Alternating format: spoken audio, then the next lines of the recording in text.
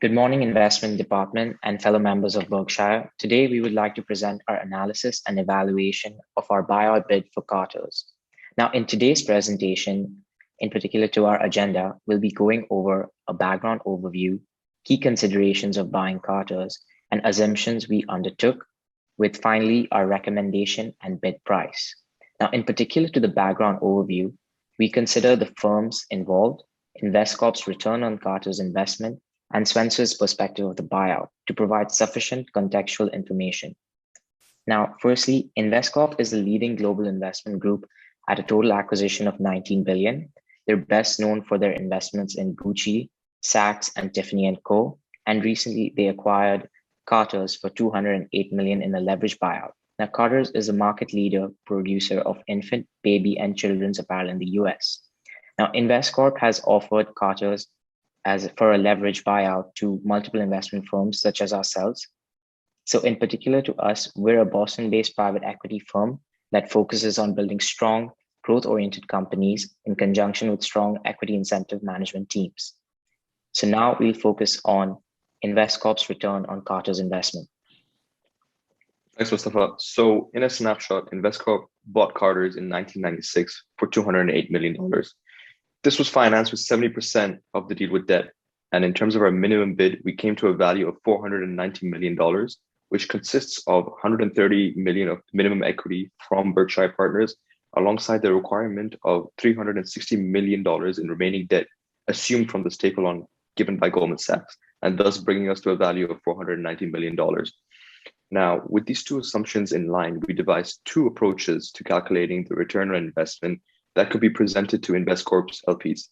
Firstly, the use of XIRR allows us to consider the dates with the cash flows. And the thesis behind this was due to there being a 6-month date in the income statement. Now, with this measure, we also implemented the VC method to calculate the valuation by assuming no cash flow in the initial investment and exit. And therefore, the IRR for an exit in 2001, which represents a holding period of 5.5 years, is 45%. Now, secondly, we also use ROI as a measure for framework purposes.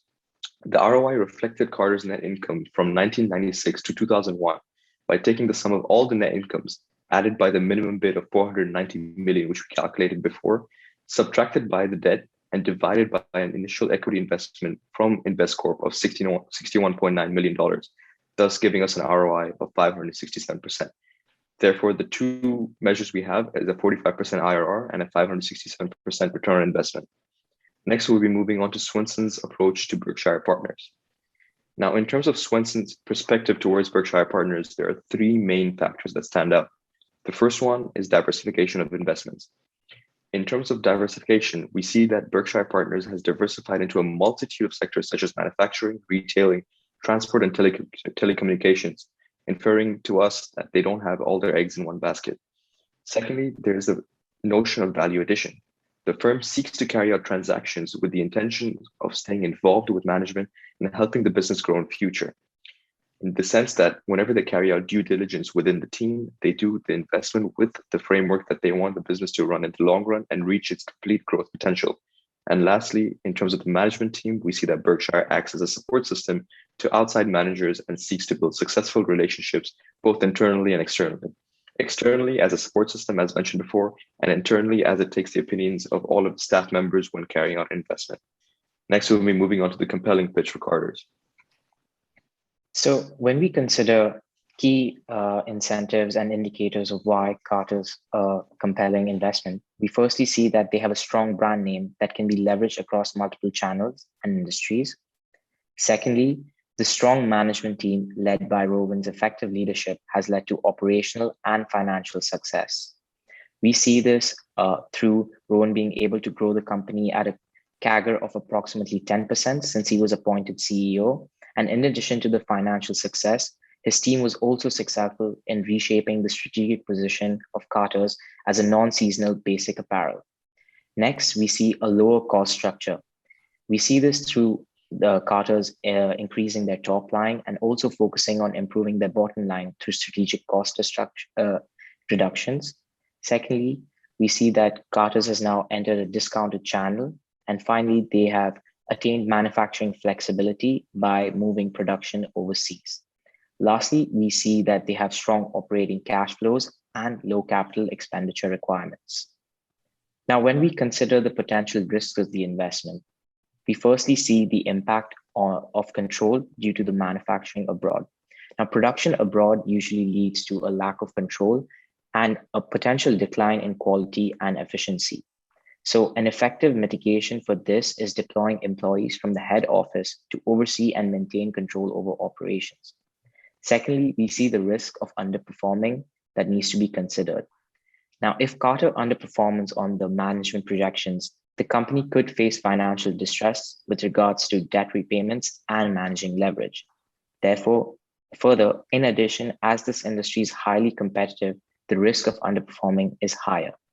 However, the strong financials of Carter's with their cost advantage and operating efficiency advantage, along with their solidified market leader position, allows for good financial health post LBO as well.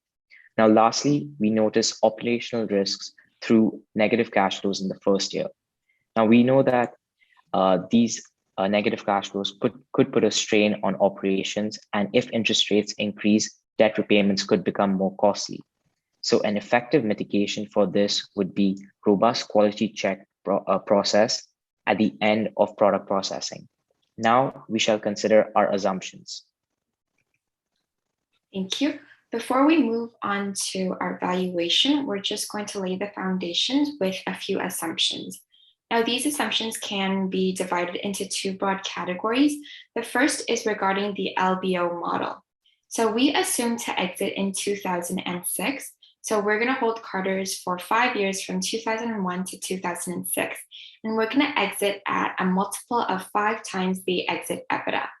US market trends in the LBO market show that the average exit multiple in 2001 was 5.5 times, but we decided to use a 5 because we wanted to take a conservative approach so that when we're in 2006 and we actually realize that we underperformed expectations, we're not in big trouble. LBOs typically use a discount rate between 20 to 30%. And again, for the same reason, we chose to use the upper bound. So we chose 30% because we wanted to create a buffer just in case we underperform. The last assumption to note is that we assume that all equity cash flows will go towards repaying debt. And looking back in hindsight, this was very unrealistic. And if we were to redo the model, we would not assume that 100% of the cash flows were going to go to repaying debt, because the top priority of Carter's is not to repay debt, it's to grow and expand. So that's a potential limitation to our model. The second category is regarding Carter's financials. We see that management is very optimistic. They think that revenue will grow at 15% on average from 2001 to 2006. And this is high in absolute terms because if you look across the US revenue growth rate, like across all industries, 15% is very high. Also, in relative terms, it's very high because Carter's has been, their historical revenue growth rate has been around 9.5%. So we concluded that this gap between 15% and 9.5 was too optimistic.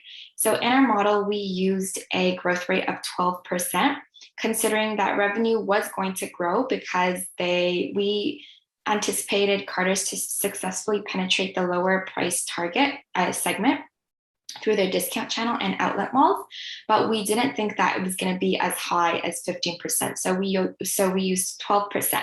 But we assumed that the EBITDA growth rate or margins were going to stay the same because Carter's is predisposed to cost reductions because of the non-seasonality in their industry, as well as they're actively seeking cost reductions, for example, by outsourcing to Central America. Next, we will go through our models and calculation for the internal rate of return and how we came up with our model. We use a leveraged buyout valuation model instead of the traditional discounted cash flow model to consider the implication of the significant amount of interest payment in cash. I'll be walking through the steps that we came to this conclusion. First, as we mentioned earlier, we believe that 15% revenue growth was too optimistic. Instead, we created our own forecast model using a 12% growth rate, holding our other values constant. For example, the depreciation and the EBITDA margin. We generated a new stream of EBIT and paid back the debts lower than expected compared to the management forecast. Under the Staple Line capital structure required by the deal's investment banker, Goldman Sachs, we are using $70 million of revolver, $125 million of term loans, and $175 million of senior subordinated debts. Beyond various types of debts, we also need to invest at least $130 million in equity for the deal, where in this case, we actually chose to invest $150 million instead. After sweeping debts from the free cash flow at the end of each year, we have the revolver fully repaid and term loans partially repaid, and a fully unpaid senior subordinated debts. In summary, we still have $187 million of debt outstanding on our exit date.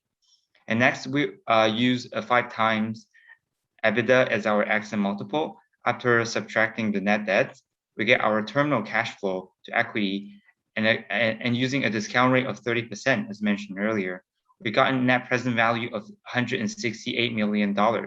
Since internal rate of return is finding the discount rate to get an NPV of 0, investing the full amount of $168 million means that we will not earn any money throughout the investment. And therefore, we chose to invest $150 million and yield a 33.1% of internal rate of return using the XIRR function, as we expect to start our investment in July 2001 and exit in January 2006. And the expected multiple of invested capital is 4.18 times by using the cash flow to equity as Carter's terminal value or its exit value.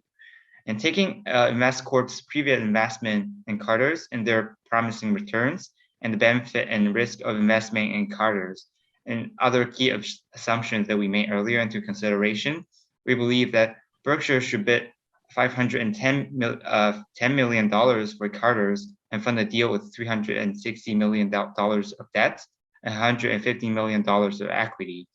And now we have finished our presentation and we're open to any Q&As for our investment plan. Thank you.